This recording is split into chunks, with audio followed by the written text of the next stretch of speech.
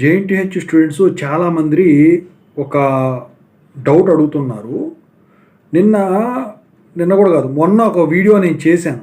So అది ఐకార్డ్లో కనిపిస్తుంది, దీనికి రిలేటెడ్గా ఉండేది. సో చూడనట్టయితే చూడండి. అయితే చాలామంది ఒక అపోహలో ఉన్నారు. ఇప్పుడు కాలేజీలో వచ్చేసరికి ఏంటంటే వీళ్ళు కౌన్సిలింగ్కి అటెండ్ అవుతారు, మీరు ఏది చదివినా సరే. సో కౌన్సిలింగ్ అయిపోయిన తర్వాత మీరు సొంతకి వెళ్ళినా కాలేజీలో సబ్మిట్ చేస్తారు సర్టిఫికెట్లు. లేకపోతే కౌన్సిలింగ్ ద్వారా కౌన్సిలింగ్కి కాలేజీ వాళ్ళ ద్వారా వెళ్తే వాళ్ళు ముందే హ్యాండ్ ఓవర్ చేసేసుకుంటారు. మొత్తం ఫైనల్ ఇయర్ అయిన తర్వాత మీ డ్యూస్ అన్ని క్లియర్ అయిన తర్వాత మీ సర్టిఫికెట్ మీకు ఇచ్చేస్తారు. అయితే ఇదే పద్ధతిని ఊహించుకుంటున్నారు స్టూడెంట్స్ వేరే చోట కూడా. ఇంతగా అదేంటి, అసలు మనం సర్టిఫికెట్లు సబ్మిట్ చేయాలా అని చెప్పేసి అడుగుతూ ఉన్నారు. దాని గురించి చెప్పదలిచాను. ముందుగా అయితే ఇంతవరకు ఈ ఛానల్ సబ్స్క్రైబ్ చేసుకున్న వాళ్ళు సబ్స్క్రైబ్ చేసుకొని ఈ వీడియోని లైక్ చేసి షేర్ చేయండి. మీకు ఏమైనా డౌట్స్ ఉన్నట్టయితే కాల్ మీ 4 ద్వారా కాల్ చేయండి. తెలుగు ఇంజనీరింగ్ ఎడ్యుకేషన్ టెలిగ్రామ్ ఛానల్లో జాయిన్ అవ్వండి. ఇక టాపిక్లో వెళితే, సో ఇప్పుడు మొన్న ఒక వీడియో పెట్టాను నేను. సో జాబ్కి ఏమేమి అవసరం ఏంటి అని చెప్పేసి. అయితే జాబ్లో వచ్చేసరికి ఒరిజినల్ సర్టిఫికెట్స్ మనం సబ్మిట్ చేయాలా కంపెనీకి, జిరాక్స్ పెడితే సరిపోతుందా అని చెప్పేసి స్టూడెంట్స్ అడుగుతూ ఉన్నారు. ఇక్కడ మీరు ఒకటి గమనించాలి, అసలు జిరాక్స్లు కానీ ఒరిజినల్ సర్టిఫికెట్స్ కానీ ఇప్పుడు ఏ కంపెనీలు వాళ్ళు అడగట్లేదు.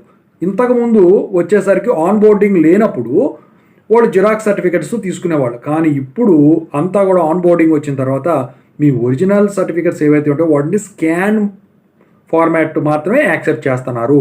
ఎందుకంటే కంపెనీ అనేది ఇవాళ ఉంటుంది, రేపు ఉండకపోద్ది.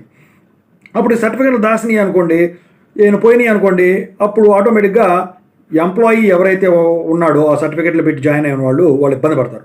మరి కాలేజీలో పెట్టించుకుంటున్నారు కదా అని మీరు అడగవచ్చు. కాలేజీలో పెట్టారంటే మీరు రీఎంబర్స్మెంట్ల మీద చదువుతున్నారు కాబట్టి, మేనేజ్మెంట్ ద్వారా జాయిన్ అవుతున్నారు కాబట్టి వాళ్ళు సర్టిఫికేట్లు తీసుకున్నారు. అది సెక్యూరిటీ. ఇప్పుడు బ్యాంకులో లోన్ తీసుకోవాలంటే మీరు ఏం పెట్టాలి, షూరిటీ కింద ప్రాపర్టీ పెట్టాలి. అలాగే మీ సర్టిఫికెట్లు అప్పటి వరకు చదివి మీ ప్రాపర్టీ కింద అనమాట, మీరు లోన్ తీసుకుని చదివినట్లు లెక్క. కాలేజీ వాళ్లకు మీరు బాకీ ఉన్నట్టు లెక్క అనమాట. అందుకని వాళ్ళు పెట్టుకున్నారు. అది కూడా అసలు కోర్టులు వాళ్ళు స్టూడెంట్స్ ఉంచుకోవడానికి వీల్లేదు సర్టిఫికెట్లు అని చెప్పినప్పుడు కూడా మరి ఇదవ్వదు కదా, అందుకని చెప్పేసి వాళ్ళు ఉంచుకున్నారు. అలాగే కంపెనీ వాళ్ళు వచ్చేసరికి ఏంటి, మీకు శాలరీ ఇస్తున్నారు కాబట్టి వాడికి ఇష్టం లేకపోతే మిమ్మల్ని తీసేస్తారు. వాడికి తెలియకుండా మీరు మానేసినా కూడా అది మీకే ఎఫెక్ట్ పడుతుంది. ఎందుకంటే నెక్స్ట్ ఈ ఎక్స్పీరియన్స్ పెట్టుకుని వేరే కంపెనీలో జాయిన్ అయినా మీరు వాడు బ్యాక్గ్రౌండ్ వెరిఫికేషన్ చేసేటప్పుడు ఈ కంపెనీకి వెళ్తే పలానా వాడు పెట్టకుండా ఇది అవుతాడు అని చెప్పేసి ఒక నెగిటివ్ పడిపోతుంది కాబట్టి. సో దాని గురించి వాళ్ళు తీసుకోరు. Be careful. మీరు ఎట్టి పరిస్థితుల్లో కూడా ఒరిజినల్ సర్టిఫికెట్స్ ఎక్కడ ఏ కంపెనీలో సాఫ్ట్వేర్ అయినా హార్డ్వేర్ అయినా ఏదైనా ఇవ్వద్దు. అది అడిగాడంటే మాత్రం వాడు ఫ్రాడ్ కింద లెక్క. ఓకేనా? సో అది మాత్రం దృష్టిలో పెట్టుకోండి. Only companies accept scanned copies.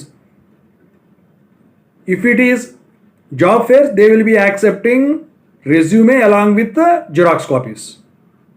ఓకేనా? ఇదండి.